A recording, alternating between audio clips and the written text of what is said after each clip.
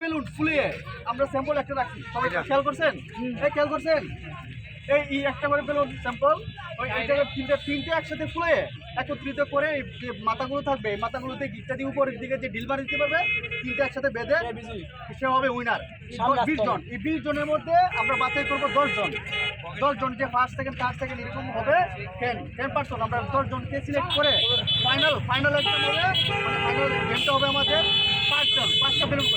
5টা বেলুন করে উপরে ডিল মারতে পারবে, সেখানে একসাথে কিট মারতে হবে। একসাথে কিট মারতে হবে। একটা বেলুন একটু কম করে সমস্যা নাই। এইভাবে আর যদি ফুটে যায় শুনেন একসাথে কিট মারতে থাকবে। একসাথে একটা রশিদা হবে নাকি? বানা সম্ভব না থাকলে পরে আমরা তিনটা বেলুন কিটটা লাগাই দিতে পারে পুরো সাইড না ছুটে।